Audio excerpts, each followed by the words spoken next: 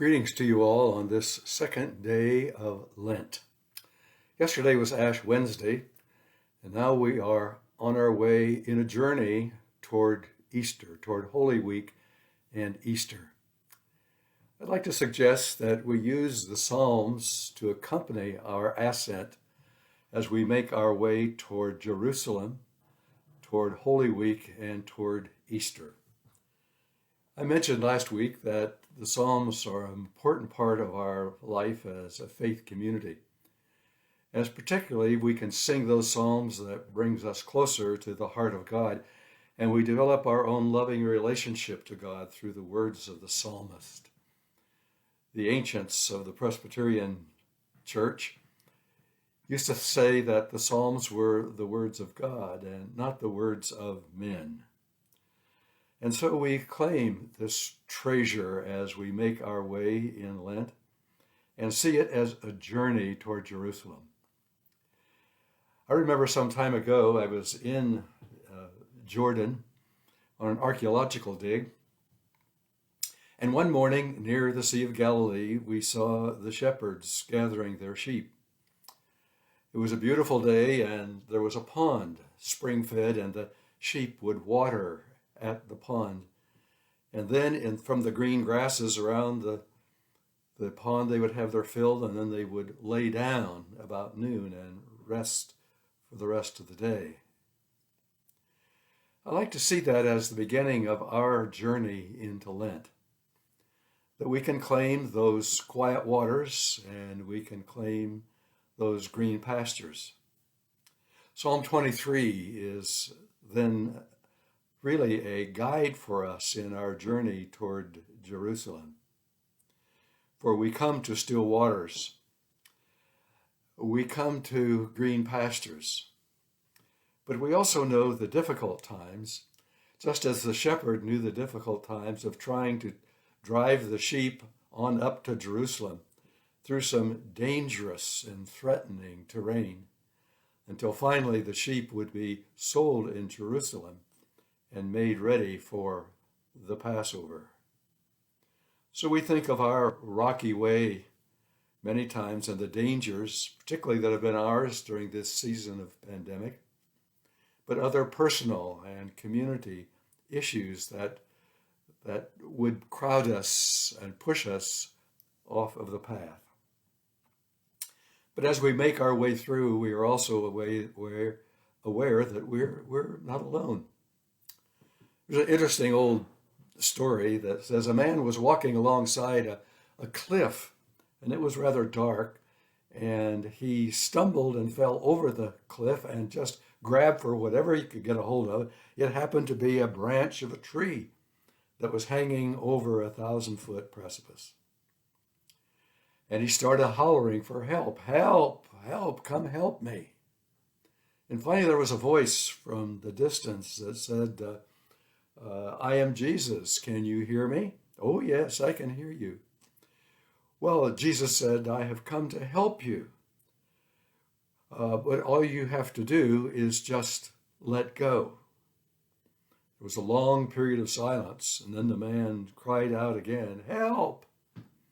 Is anybody else out there?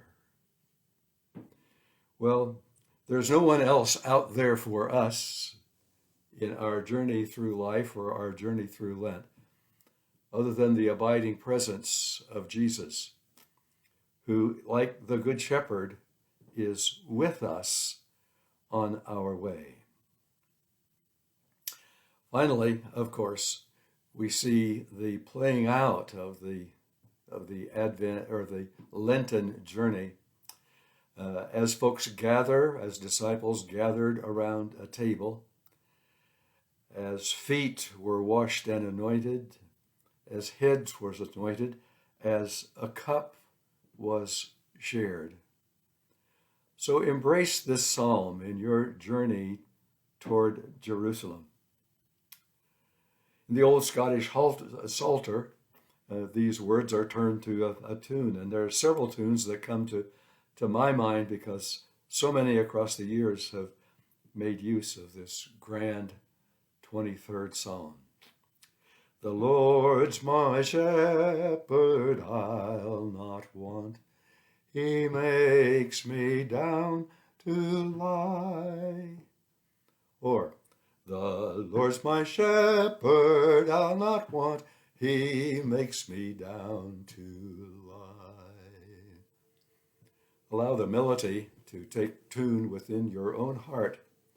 Let our prayer be offered to God today as we use the words from the old Scottish Psalter.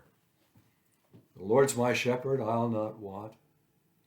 He makes me down to lie in pastures green. He leadeth me the quiet waters by. My soul he doth restore again, and me to walk doth make within the paths of righteousness, even for his own name's sake. Yea, though I walk in death's dark vale, I will fear no ill. For thou art with me, and thy rod and staff, they comfort me still. My table thou hast furnished in presence of my foes. My head thou dost with oil anoint, and my cup overflows. Goodness and mercy will follow me all the days of my life, and in God's house forevermore my dwelling place will be. I mentioned to you that my mother married into a community of faith in the Reformed Presbyterian Church, where without instruments, in every worship service, they would sing only the Psalms, not the hymns, just the Psalms. And so I remember two events in a cemetery in Sterling, Kansas, where we buried my stepdad and where we buried a stepbrother. In both cases, the community of that church and others who gathered, perhaps 150 to 200 strong. And the last words that we heard at the graveside were words from the Psalter, as this community would sing in four-part harmony usually. The Lord's my shepherd, I'll not want. Concluding at the graveside, looking back over their lives, goodness and mercy follows me all the days of my life, and I'll dwell in the house of the Lord forever. That's who's out there. Is anyone else there? Yes, there is. Someone who will walk with us in this season of Lent on our journey toward Easter. May God bless you. Amen.